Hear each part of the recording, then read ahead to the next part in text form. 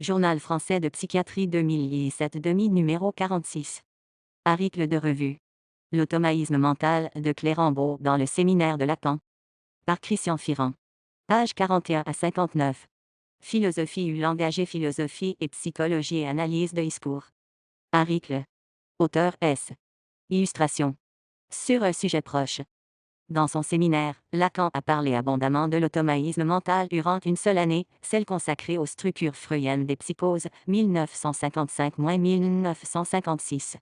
Ensuite, il n'en a plus jamais parlé, à une exception près, 21 ans plus tard, 1967, et c'était pour dire qu'il ne fallait pas s'y arrêter, car c'était une chose tout à fait naturelle et normale. 1.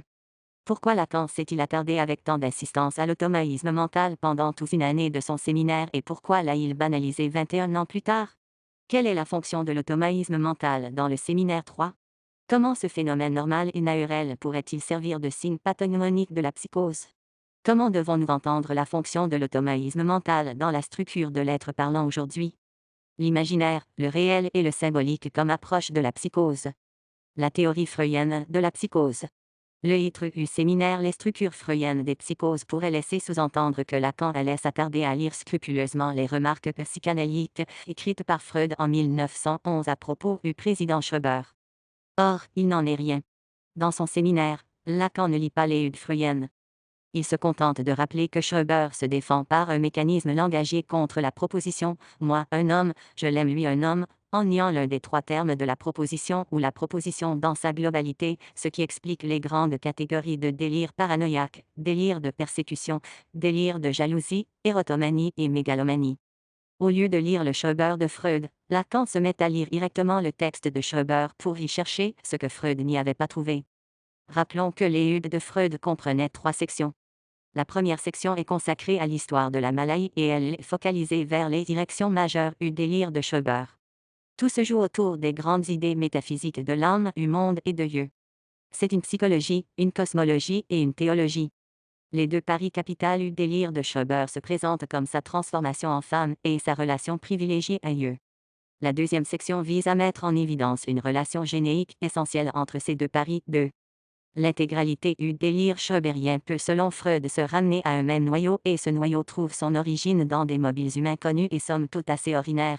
Il peut s'exprimer par une formule simple qui est l'amour de Schreber pour son père, amour homosexuel, moi un homme, je l'aime lui un homme.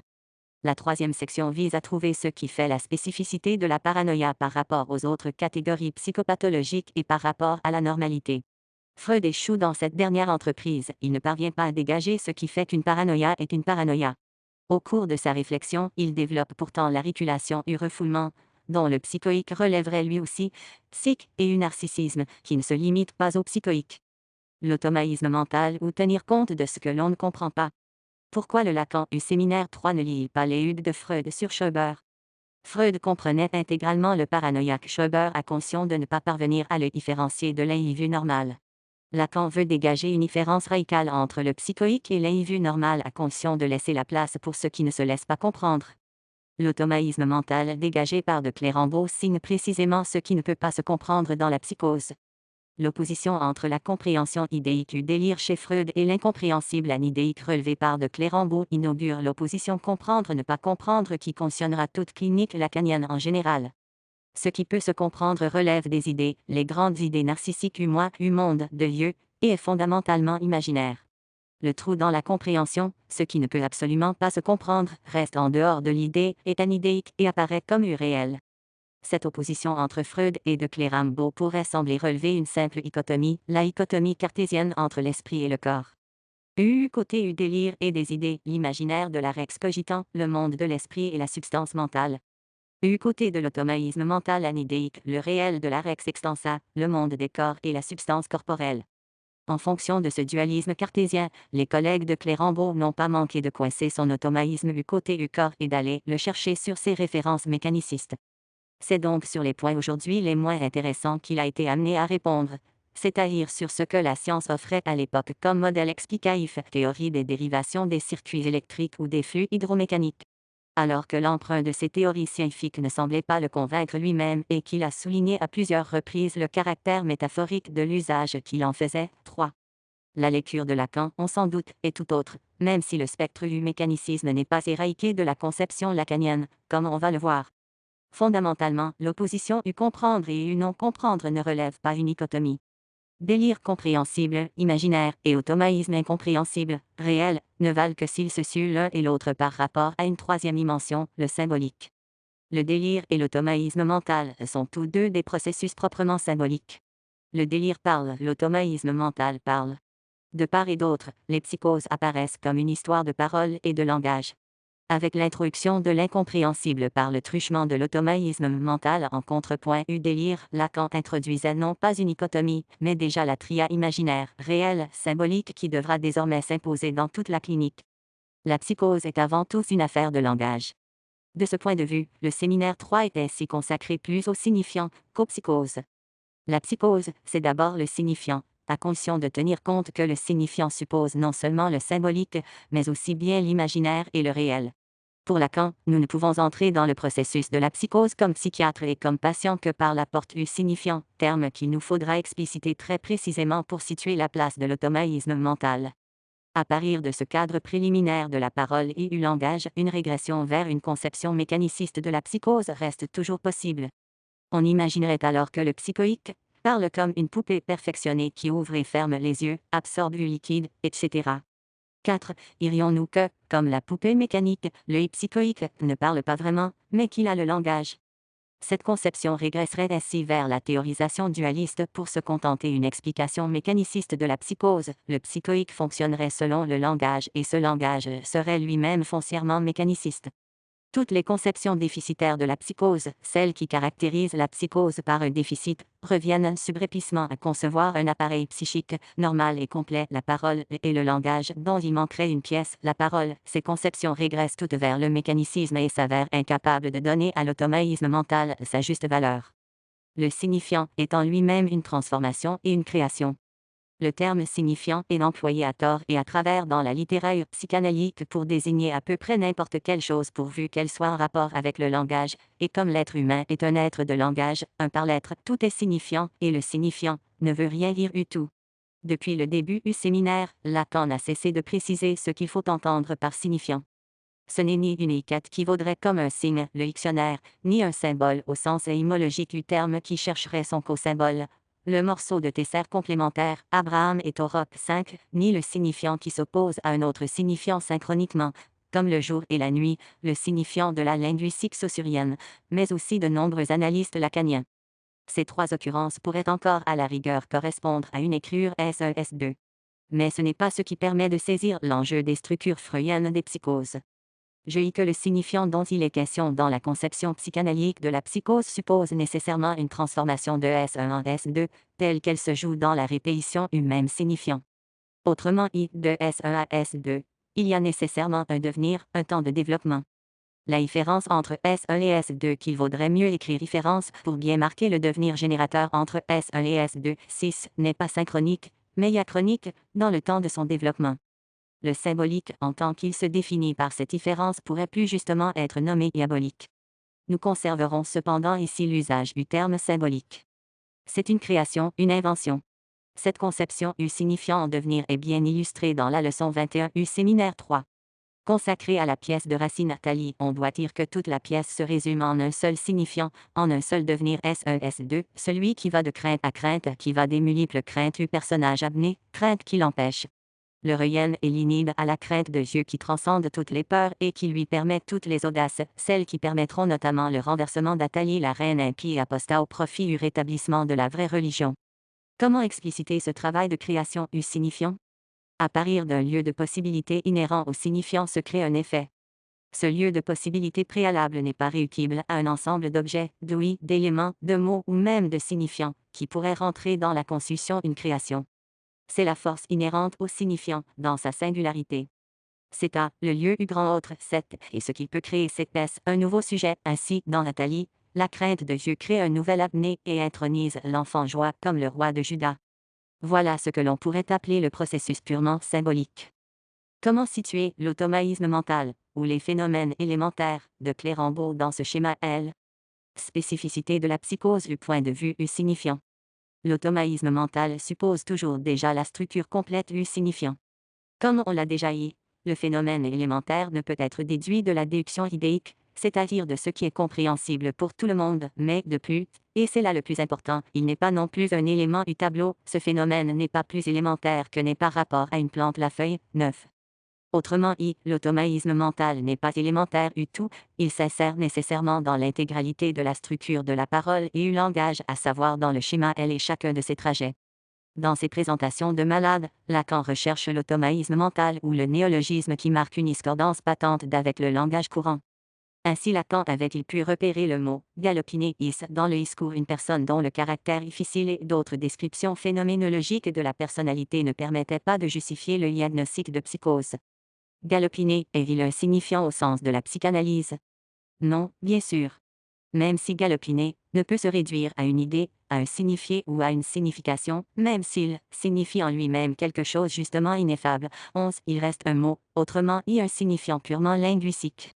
Ne faut-il pas dès lors le concevoir simplement, en contradiction avec le caractère non élémentaire de l'automaïsme mental, comme un élément dont se conçut le discours du patient? Non. Galopiner, et ajouterions-nous n'importe quel automaïsme mental peuvent toujours être entendus et situés dans un processus de témoignage. Le paranoïaque témoigne. Du témoignage, il convient de ne pas retenir seulement ce dont il témoigne, mais aussi qu'il témoigne. Il suffit d'en laisser se développer les résonances, ce n'est pas pour rien que ça s'appelle en latin tessi, et que lorsqu'on témoigne sur ses couilles, c'est qu'il s'agit toujours d'un engagement du sujet dans quoi que ce soit qui porte la marque du témoignage. 12. Comment dès lors situer ces phénomènes qui correspondent à l'automaïsme mental de Clérambault dans la structure intégrale de la parole et du langage telle qu'elle est présentée dans le schéma L de Lacan? Ce qui est rejeté du symbolique réapparaît dans le réel. Un mécanisme de défense sert de référence centrale dans le séminaire 3. Il est emprunté à l'histoire de l'homme au loup. Rappelons brièvement que l'homme au loup avait refoulé la castration lors du rêve des loups à l'âge de 4 ans, et que cette dernière reparaît, à l'âge de 5 ans, sous forme d'une hallucination, l'hallucination de son propre doigt coupé. 13. Ce mécanisme maintes fois évoqué dans le séminaire comporte deux versants, deux faces, disparition de la castration d'un côté, réapparition d'un autre. Nous reviendrons deux modes de présentation de ce mécanisme par Lacan, disparition ou rejet, du côté U symbolique, réapparition du côté U réel. Disparition ou rejet à l'intérieur du rêveur, réapparition à l'extérieur dans l'hallucination. Ce mécanisme n'est pas réservé aux psychoses, ainsi ce qui disparaît U symbolique lorsque l'analyste ne souvient pas l'interprétation apparir U grand autre réapparaît du côté U réel, dans la king out de l'analysant. 14. Ce qui revient ainsi, dans le réel, apparaît en fait sous la forme d'une hallucination visuelle ou sous la forme d'un king out. Dans les deux cas, c'est sous la forme d'une réalité imaginaire. Le retour dans le réel se joue au niveau du registre imaginaire. Avec ce mécanisme à double face, nous sommes replongés dans la dichotomie symbolique réelle sous forme imaginaire ou intérieur-extérieur. L'opposition entre la psychose et la névrose pourrait-elle être comprise à partir de cette dichotomie? Le refoulé dans le cas des névroses reparaît in loco là où il a été refoulé, c'est-à-dire dans le milieu même de symbole. Tout se joue donc dans le symbolique et à l'intérieur et reste masqué. Le refoulé dans la névrose reparaît in loco sous un masque. À l'opposé, le refoulé dans la psychose reparaît dans un autre lieu, in altero, dans l'imaginaire et là en effet sans masque. 15. Tout se joue donc dans le réel imaginarisé et à l'extérieur. Nous pouvons facilement placer ces deux lieux sur le schéma L. In loco correspond au lieu de l'autre et in altero à l'axe imaginaire qui présente le réel, à ciel ouvert. Avec ce beau schéma, nous aurions ainsi de nouveau une belle dichotomie, dans laquelle la névrose correspond à l'axe symbolique, tandis que la psychose correspond à l'axe imaginaire.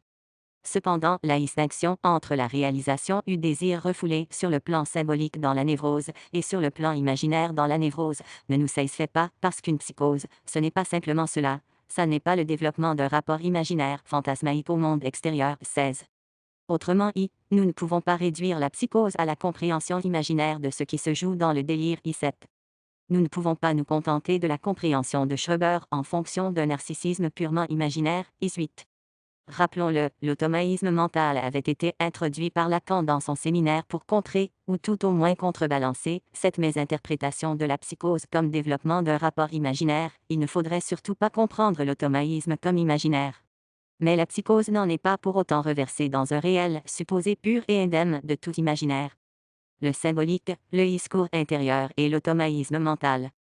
Par opposition à ces conceptions qui tenteraient de réduire la psychose à de l'imaginaire ou à du réel, Lacan insiste toujours à nouveau sur le symbolique. Dans la psychose, la parole est d'extrême poids et d'importance. Cette parole est toujours là, prise dans le réseau des couples et des oppositions symboliques. 19. La prise en considération de l'importance de la parole ne va pas sans mettre en connuité la psychose et le par-l'être en général. L'existence permanente d'un discours intérieur qui se manifeste éminemment par l'automatisme mental n'est que l'accentuation 20 de ce que nous rencontrons déjà chez le sujet humain en général. Le discours de tout par-l'être est en effet partagé entre un discours commun, branché sur la réalité concrète, et un discours intérieur qui continue à parler indépendamment de cette réalité. Comme pour tout être parlant, le discours psychoïque est ainsi partagé. La seule différence que Lacan peut reconnaître entre le psychoïque et l'individu normal, c'est que pour le premier, le discours intérieur prévaut sur le discours de la réalité. 21. Que veut dire cette prévalence? Une première réponse consiste à prétendre que la quantité de manifestation du discours intérieur ou d'automatisme mental est plus importante chez le psychoïque que chez l'individu normal. Cette phénoménologie ne peut nous satisfaire pour autant qu'elle varie avec l'évolution psychoïque ou pré-psychoïque et avec les états d'âme de l'individu normal. En outre, elle ne nous explique en rien la différence structurelle qui pourrait exister entre la psychose et la normalité. Pour saisir le sens de cette prévalence du discours intérieur et de l'automatisme mental chez le psychoïque, il faut encore une fois parir signifiant et signifiant est conscient en tant qu'il suppose la place de l'autre, autrement signifiant dans la structure schéma L. Il s'agit de savoir comment ce signifiant est conscient se sue dans la psychose. 22. Psychogénèse, temps et devenir signifiant. La prétendue explication de la psychose par la psychogénèse signifiant. En raison de la propension de tout un chacun à penser les choses en fonction d'une supposée genèse, Lacan va d'abord exposer une thèse sur le plan généique. Il est bien conscient qu'il prend ainsi les choses par le mauvais bout sur ce plan généique qui vous semble si nécessaire pour que vous vous trouviez à l'aise, et après cela je vous dirai que ce n'est pas cela. 23. Généralement, on se contente de cette explication généique de la psychose. Or, c'est précisément ce côté généique bien présent dans l'interprétation freudienne de Schreber qui avait nécessité l'appel à l'automatisme mental et à son incompréhensibilité. En quoi consiste cette genèse supposée? Il faudrait supposer une étape primitive d'apparition de signifiants comme tel dans le monde qui est ce qui est en question, et comme je vous le dis, comme nécessité structurale. 24. Autrement, il y aurait une limite nette et précise entre un monde sans signifiant avant l'apparition du signifiant, laquelle vaudrait comme une affirmation de jeune primitive signifiant, et le monde signifiant. Le signifiant primordial vaudrait ainsi comme la porte d'entrée dans le symbolique. Le rejet ou la forclusion, Verwerfung, de ce signifiant primordial équivaudrait à l'entrée dans la psychose. Sans discuter ici un moment précis qui serait impliqué dans cette genèse de la psychose, cette question relève de la théorie mécaniciste de Freud d'avant l'équinoxe d'automne de 1887-25. Plus que de la psychanalyse proprement dite, remarquons que cette exposition généique de la psychose entraîne l'adhésion de nombre de lacaniens. Alors que Lacan lui-même ne l'expose qu'avec d'infinies précautions, c'est prendre les choses par le mauvais bout ou encore, nous sommes dans le mythe et ce que je vous raconte, c'est aussi un mythe bien entendu, car je ne crois nullement que nulle part il y ait un moment, une étape où le sujet acquiert d'abord le signifiant. Ce signifiant primitif au sens où là je vous l'indique. 26. Certes, le signifiant est essentiellement un devenir, une transformation, une différence diachronique comme nous l'avons rappelé. 27. Cela ne veut pourtant aucunement dire qu'il se présente comme un élément qui pourrait s'inscrire dans une genèse temporelle. Au contraire, c'est le temps qui se met en jeu dans le signifiant et non le signifiant qui s'inscrit dans le temps supposé déjà donné. Pour comprendre la prévalence du discours intérieur sur le discours de la réalité dans la psychose, nous ne pouvons donc nous fonder sur une psychogénèse du signifiant. Dès lors, la question se repose, comment comprendre le signifiant dans la psychose? Il faut accentuer ici le fait que le signifiant n'est pas découpable, ni dans le temps, ni dans l'espace. On ne sectionne pas un morceau de signifiant comme on sectionne une bande de magnétophone. 28. Le devenir signifiant suppose une syntaxe et une sémantique.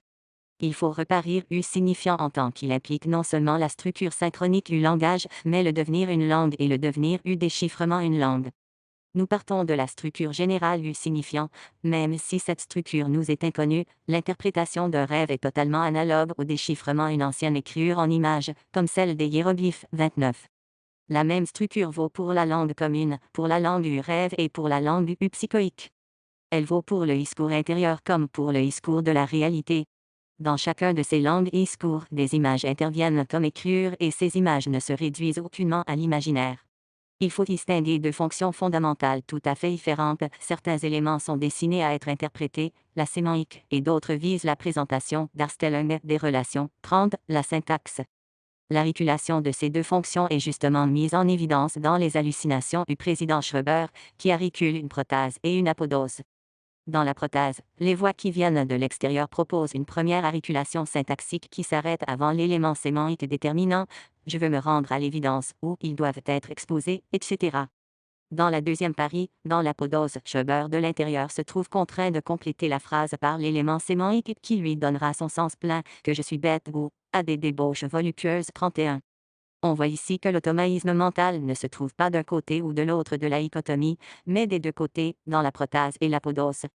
L'automaïsme mental fonctionne selon une articulation essentielle de la langue en général. Ce qui distingue maintenant l'automaïsme mental du psychoïque Schreber du discours intérieur commun, c'est la réparation très claire qui se joue dans les hallucinations entre la fonction syntaxique qui vient de l'extérieur et la fonction sémantique que Schreber produit de lui-même. La question se pose ici, pourrait-on trouver cette même réparation dans tous les phénomènes d'automaïsme mental? La réponse dépasse le propos de cet article. Avant de poursuivre la question de cette articulation prothèse-apodose ou syntaxe sémantique ou encore extérieur-intérieur, reprenons la question de ce qui pourrait distinguer le langage psychoïque du langage normal ou névrose par le biais freudien. Dans la leçon 20, Lacan cite l'article de Freud, l'intérêt que présente la psychanalyse de 1913, Das Interesse an der Psychoanalyse, plus précisément la parie consacrée à l'intérêt non pas du linguiste, mais du chercheur en linguistique, du Champollion qui déchiffre une langue jusqu'alors inconnue, Das Sprachwissenschaftliche Interesse. Avant de pouvoir différencier les différents modes d'expression u signifiant, il faut prendre en considération que le signifiant est procréation. La citation freudienne parle de la spécificité de cette structure signifiante dans les différentes formes de névrose et de psychose. 32. Parmi ceux qui départagent les différentes formes de névrose, il se trouve aussi des modifications constantes de l'expression donnée à d'émotions psychiques inconscientes. 33. L'hystérie parle la langue des gestes, Gebardansprache, qui correspond bien à la langue des images, Bildersprache, du rêve, tandis que la névrose obsessionnelle et la paraphrénie parlent la langue des pensées, Gedankensprache. De ce point de vue, on pourrait dire que l'hystérie se sue du côté imaginaire. Faudrait-il dire que l'obsessionnel et le psychoïque se suent du côté symbolique? N'allons pas trop vite, car Freud insiste justement sur le caractère unitaire du mécanisme de ce que nous pouvons déjà appeler le signifiant, le même signifiant pour toutes les pathologies. Ce qu'une hystérie, par exemple, présente par le vomissement, se manifestera chez le malade de contrainte par de pénibles mesures de protection contre l'infection et donnera lieu chez le paraphrène à la plainte ou au soupçon qu'on l'empoisonne, et la citation telle qu'elle a été prononcée par Lacan se poursuit, dans les trois cas. Ce seront différentes représentations où souhaite du patient de venir à ce qui a été réprimé dans son inconscient et sa réaction défensive contre ce fait. 34. Lacan omet, ne nous dit pas ce qui a été réprimé, alors que Freud l'avait bel et bien explicité en toutes lettres, ce qui trouve ici une expression aussi diversifiée est le souhait, refoulé dans l'inconscient, d'être engrossé, der en unbewusste Verdrantwin que Nachwangerung, ou plutôt la défense contre ce même souhait de la personne malade. 35. Pourquoi Lacan a-t-il tronqué la citation? Pourquoi nous priver du fin mot de l'histoire, à savoir qu'il s'agit chaque fois du même signifiant, du même souhait d'être engrossé? Pourquoi cet avortement de la citation complète? La question se pose d'autant plus qu'il fait remarquer tout de suite après que nous ne sommes pas loin du désir d'être enceint de Schreber. Si, en citant Freud, Lacan a choisi de nous priver de la signification, c'est bien pour nous dire que c'est le signifiant qui agit et même le signifiant dernier dans la névrose, il faut le comprendre, dans l'ordre et dans le versant du signifiant. Ce n'est pas, bien entendu, un signifiant sans signification, ce sur quoi je mets l'accent, c'est qu'il est source de signification et non pas de dépendance de signification. On comprend pourquoi Lacan n'a pas donné la signification être engrossée qui aurait perdu l'accent de la source de toute signification dans le signifiant. On entend bien qu'il n'y a ici chez Freud qu'un seul signifiant essentiellement identique pour toutes les psychonévroses. Et ce signifiant dernier se conçut comme une chaîne d'expression diversifiée. Ce sont les chaînes du signifiant qui sont diversifiées. Les différents mots et différents modes d'expression dont elles se composent ne sont des signifiants. C'est le signifiant dernier ou premier qui se lit dans la chaîne d'éléments divers. Ce signifiant, à condition de bien le comprendre comme ce S1 qui en se répétant change et devient S2, est essentiellement créateur et c'est la raison pour laquelle la signification être engrossée est fondamentale, c'est une création-procréation qui est toujours en jeu dans le signifiant. À l'opposé du psychoïque pour qui le signifiant reste la référence première et dernière, le névrosé fait toujours référence à la réalité déjà donnée. Piège u réalisme 36 car la réalité n'existe pas en elle-même, elle est toujours déjà soutenue, tramée, par cette tresse de signifiants, ne faut-il pas l'écrire au singulier? Qui l'a conçu et le rapport de l'être humain avec ce signifiant comme tel, au singulier? La question préliminaire à tout traitement de la psychose est précisément la question de ce signifiant impliquant la question u sujet dans le schéma L. Si nous refusons la distinction fondée sur la psychogénèse imaginaire aussi bien que la distinction freudienne qui consisterait à dire que l'hystérique parle un langage imaginaire tandis que l'obsessionnel et le psychoïque parlent un langage de pensée symbolique. Et si tout dépend du même signifiant singulier en tant qu'il renvoie à la création et à la procréation propre au signifiant, comment pouvons-nous établir une distinction fondamentale entre le signifiant dans la psychose et le signifiant dans la névrose ou la normalité? Nouvel appel à la psychogénèse du signifiant. Pour répondre à la question, c'est encore à nouveau l'appel à une certaine psychogénèse qui se présente. La réalité est structurée par la présence dans cette réalité d'un certain signifiant qui est hérité, qui est traditionnel, qui est transmis par quoi? Le complexe d'Oedipe est justement là pour ça. Par cette phrase, le signifiant est présenté comme donné dans la réalité héritée, traditionnelle, transmis, il devrait être assimilé dans le complexe d'Oedipe. Mais ainsi, le signifiant dans sa véritable fonction diachronique de création n'est pas respecté. Car le vrai signifiant est celui qui n'est pas hérité mais transformé. Il n'est pas traditionnel, mais toujours déjà révolutionnaire. Il n'est pas transmis, mais toujours déjà créateur. Pourtant, malgré l'opposition entre le signifiant comme création et fiction et le signifiant comme matériel donné dans la réalité, Lacan nous livre quand même le schéma classique, pas de genèse u signifiant dans le hip, donc pas d'intégration u signifiant, donc pas de signification, donc pas de réalité qui vienne, donc délire. Lacan ajoute prudemment, je ne fais là que simplement formuler ce qui est admis par tous une façon en quelque sorte implicite dans l'expérience analytique. 37, c'est tout dire, à savoir l'accord mi-figue mi-raisin pour ramener subrepticement l'expérience analytique à une psychogénèse. Lacan reprend cependant la spécificité des trois catégories psychopathologiques d'un point de vue purement logique. L'hystérie se suit dans le ou, comment peut-on être mâle ou femelle? L'obsessionnel lui répond par la dénégation, ni. Tout se joue au niveau des relations logiques, autrement dit de la présentation, d'Arstellung. Et l'on pourrait ajouter que la réalité suit avec armes et bagages. Chez le psychoïque, au contraire, et en décalage par rapport à cette logique névroïque, le langage lui-même est, tout d'un coup promu au premier plan de la scène, le psychoïque est habité et possédé par le langage. 38. Le psychoïque est envahi par ce discours permanent que nous devons concevoir comme soutenant le quotidien, le tout venant de l'expérience humaine. Ce discours permanent, comme l'automaïsme mental de Clérambault, n'a rien de mécanique.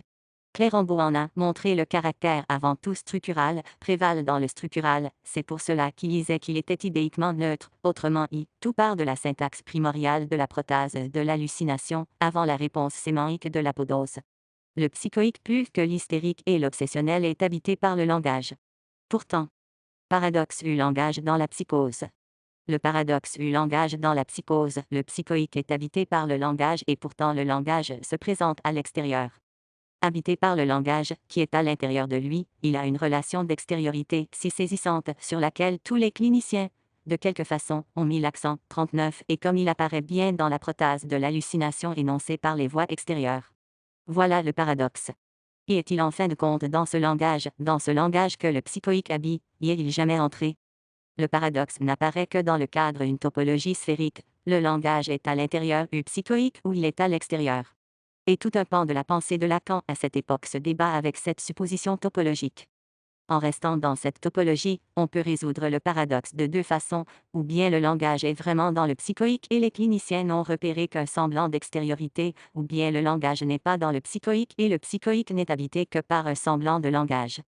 Lacan propose ici la solution suivante au paradoxe proposé, le psychoïque, malgré la prépondérance apparente du langage, n'est jamais entré dans le jeu des signifiants, nous n'avons qu'une sorte d'imitation extérieure de non-intégration du sujet à ce registre du signifiant. 40.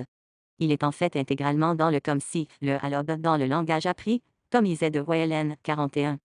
L'autre solution, qui reste dans la topologie sphérique, consisterait à dire que les cliniciens n'ont repéré qu'un semblant d'extériorité et que l'œil psychoïque est vraiment dans la structure intégrale du langage.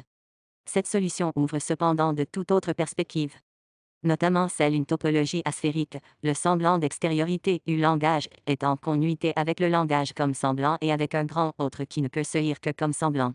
Cette solution, non explicitement envisagée ici par Lacan, ouvre bien plus largement que la première sur la solution du paradoxe, qui consiste à sortir de la topologie sphérique, notamment par l'introduction de la bande de Mobius et U-cross 442. L'enjeu clinique, une conception rigoureuse signifiant dans la psychose. Lacan croit trouver une confirmation clinique de la première solution qu'il vient de proposer, à savoir que fondamentalement le psychoïque est en dehors du coup, en dehors du langage. Il arrive que nous prenions des prépsychoïques en analyse et nous savons ce que cela donne. Cela donne des psychoïques 43. Chaque fois que ce déclenchement se produit, nous remarquons que la question signifiant fondamentale est présente, l'embroussement, le nom du père. C'est une provocation 44. La défaillance du sujet et le déclenchement se produisent au moment d'aborder la véritable parole. Cependant, prendre des prépsychoïques en analyse ne donne pas nécessairement des psychoïques. Tout dépend justement de la façon de mettre en jeu le signifiant fondamental 45. Le psychanalyste peut certes travailler avec des signifiants et se donner l'impression de respecter le psychoïque, et même prétendre que la structure spécifique, le psychoïque est tout aussi valable que n'importe quel autre, et prendre la pose du secrétaire de l'aliéné, et suivre mot à mot ce qui se lit.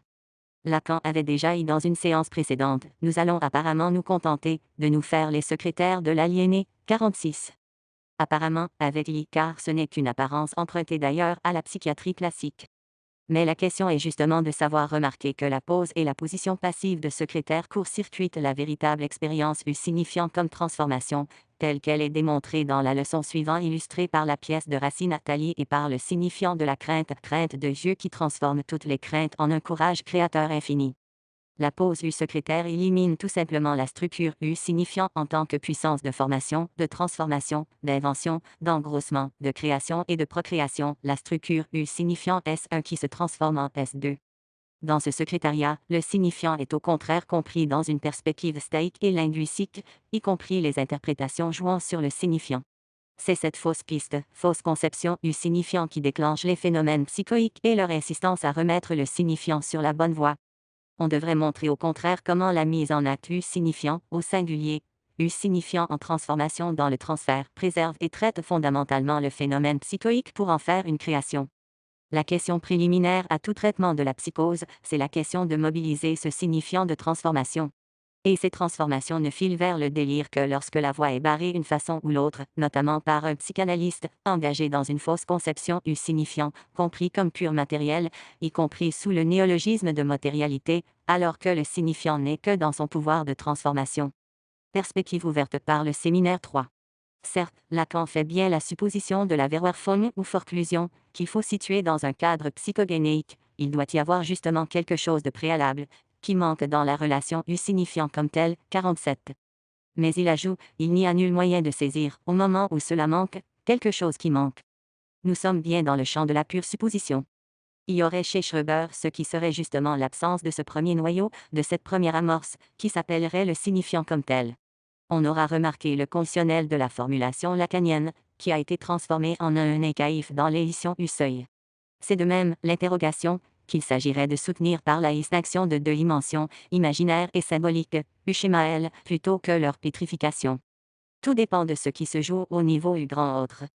Cet autre, il est vraiment tout en soi, dit Freud, mais il est lui-même coup tout entier hors de soi. 48. Ici, la topologie sphérique pourrait devenir asphérique.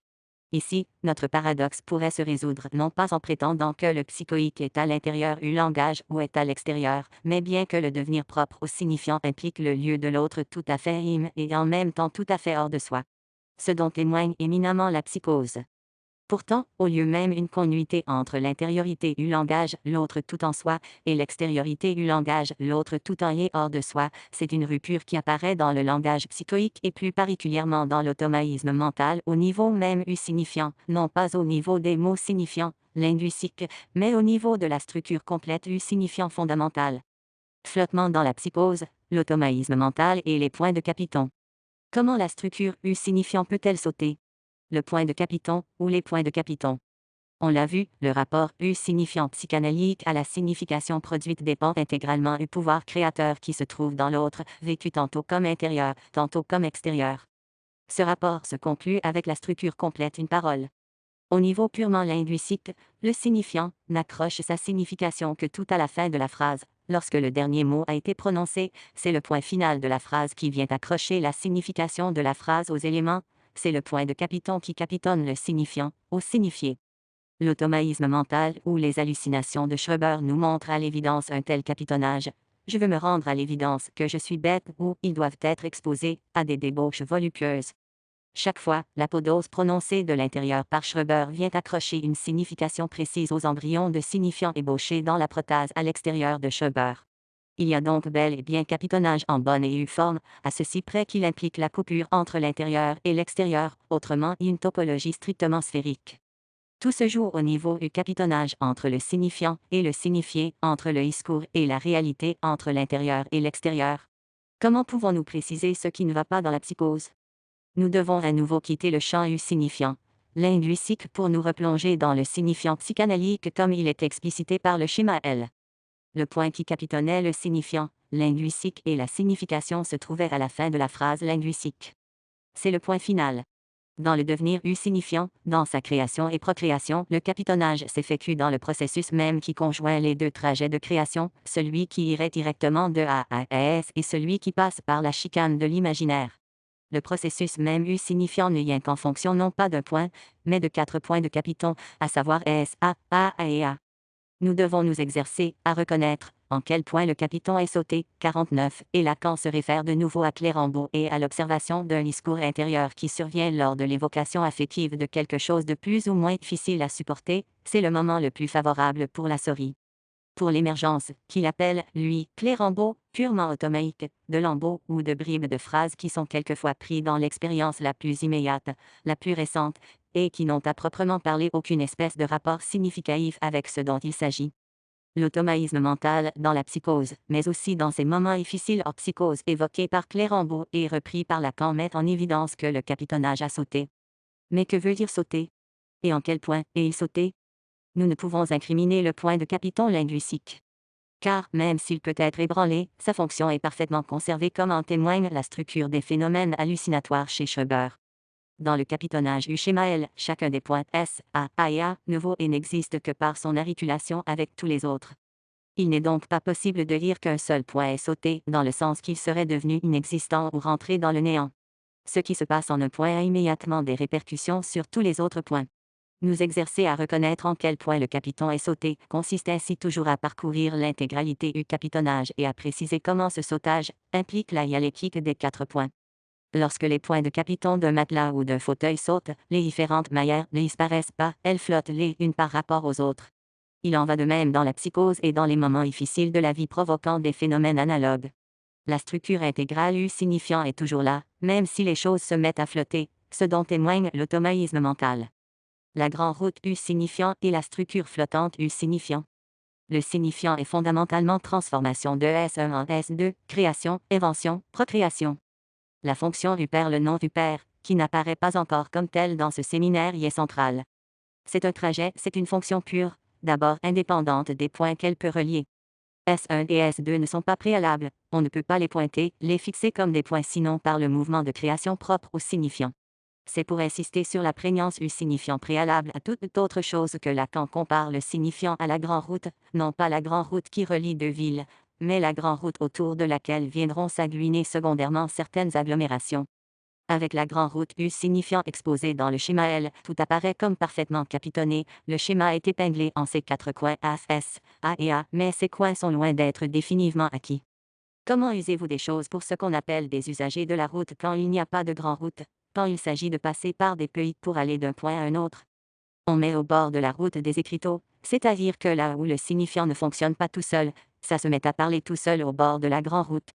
Là où il n'y a pas la roue, il y a des mots qui apparaissent sur des écriteaux.